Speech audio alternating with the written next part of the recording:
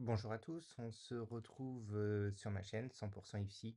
Aujourd'hui, je vais vous parler d'un élément clé pour réussir votre travail de fin d'études. On va parler du cadre conceptuel. Là, au moment où je tourne cette vidéo, vous êtes sûrement dans l'écriture encore de votre mémoire, peut-être sur les entretiens exploratoires et sur la finalisation de vos concepts. Donc, on va voir à partir de votre question de recherche comment on peut identifier les concepts et établir des liens entre eux. Et comment les entretiens exploratoires que vous allez devoir mener auprès d'infirmiers peuvent enrichir ce cadre. Donc déjà, on va se baser sur mon travail de fin d'études que vous pourrez trouver en description, euh, qui a obtenu la note de 19 du coup à l'écrit. Donc on va se baser sur cet exemple. Donc déjà, avant tout, c'est quoi un cadre conceptuel? Bah, c'est comme un plan, en fait, hein. Ça va organiser vos idées principales liées à votre question de recherche. Donc moi, je me suis basé sur l'encadrement, hein, c'est vraiment la thématique de mon travail. Ma question était comment l'encadrement infirmier peut-il influencer la gestion du stress des étudiants infirmiers en stage? Et donc là, en fait, ma question, il va falloir la décortiquer. Hein, on va décortiquer la question pour repérer les idées principales. On a cette notion effectivement d'encadrement, de gestion du stress, les étudiants infirmiers en stage, et puis bah, du coup, de là, on va faire des recherches sur chaque concept et comprendre en fait les décisions et ses implications. Par exemple, je me suis focalisé sur un concept, le stress. Donc, vous avez différents outils, hein, et je vous conseille de lire des ouvrages, d'aller au CRD de votre IFSI pour vous rendre compte en fait de ce qui peut se faire autour de cette thématique. Donc, moi j'ai recherché des définitions d'auteurs. Vous avez le CAIRN, CAIRNS. Je vous mettrai le lien en description qui est un site en fait très fiable et qui vous permet de bien approfondir vos concepts.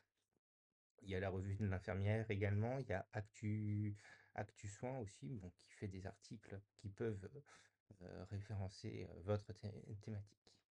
Et après, bah, il faut relier les concepts entre eux. Vous ne devez pas avoir peut-être, je ne sais pas, le concept du prendre soin et d'un seul coup le concept du stress. Voilà, bon, on ne voit pas forcément le lien qu'il y aurait entre les deux. Du coup, il faut quand même qu'il y ait une certaine cohérence. Par exemple, moi j'ai expliqué comment l'encadrement peut modifier la perception du stress en offrant un soutien émotionnel, voilà. Donc il y a une certaine cohésion en fait sur ce choix.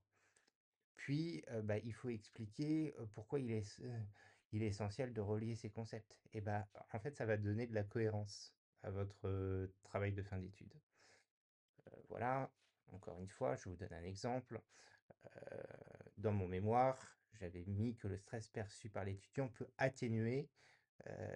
être atténué par des stratégies de coping. Les stratégies de coping, c'est tout simplement un peu comment fait le tuteur. Donc c'est aussi le mimétisme, mais il y a aussi cette notion de tutorat d'encadrement.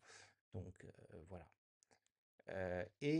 Comment on crée des liens logiques? Ben, on, on va du coup s'appuyer bah, sur des entretiens exploratoires. Et ces fameux entretiens exploratoires, vous les menez uniquement avec des infirmiers. Alors après, ça peut être des infirmiers de pratique avancée, des infirmiers qui ont fait des DU spécifiques sur la thématique. Mais voilà, vous devez rester dans le cadre en veillant, et ça, je l'avais pas fait à prime abord, et c'était peut-être une erreur. C'est vraiment de poser des questions ouvertes, parce que vous allez avoir matière en fait à dire. Vous allez avoir suffisamment de corps pour agrémenter en fait vos concepts. Vous avez fait votre définition, vous avez votre perception, vous pouvez mettre. Moi, en fait, au vu des lectures, je perçois le stress comme tac. Et puis, bah, vous avez vos entretiens exploratoires et de fait, vous pouvez tout simplement dire, bah voilà, Catherine, infirmière depuis 6 ans dans le service de néonat, perçoit le stress comme tac, tac, tac, tac, tac, tac. et vous pouvez ensuite, du coup, justifier votre concept et vous allez sans doute apprendre beaucoup de choses. En fait, il faut vraiment voir les concepts et l'entretien exploratoire comme matière à faire évoluer la profession. En fait, le travail de fin d'études, c'est l'accomplissement de vos 3 ans, effectivement. Ça, c'est un fait. C'est une évaluation. Mais, il sert aussi à se remettre en question et moi, je suis, par exemple, en capacité de prendre, par exemple, votre travail et dire: «Ah ouais, vous avez cette vision-là du prendre soin. Dans ma pratique, de tous les jours, je faisais peut-être pas forcément comme ça. On va essayer votre façon, de voir les choses». C'est jamais fermé. Il y a pas une bonne, réponse. Il y a pas une solution, il y a 36 000 solutions et voilà, c'est ça qui fait qu'on devient des professionnels compétents, bienveillants, dans notre exercice. Donc oui, les entretiens exploratoires, ils se préparent. Donc comme je vous disais, hein, plusieurs étapes.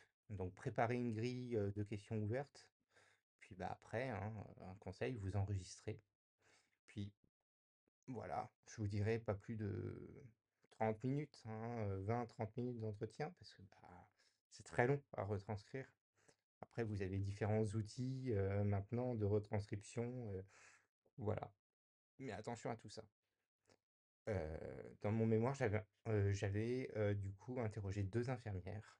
De fait, je voulais voir cette vision, du tutorat, de l'encadrement, perçue par 2 infirmières. Une qui avait beaucoup d'expérience, qui avait, 5 à 8 ans d'expérience et une qui était toute jeune diplômée. Comment en fait, il y avait ce ressenti? Est-ce qu'elle se sentait prête à encadrer alors qu'elle-même venait sortir des bancs, de l'IFSI?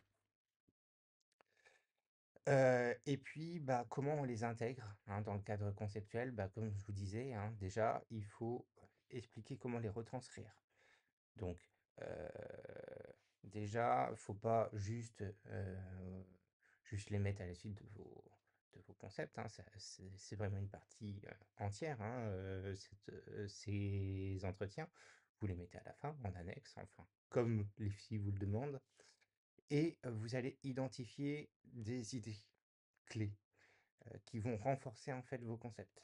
Si à un moment donné, vous parlez, je sais pas, hein, si vous, c'est autour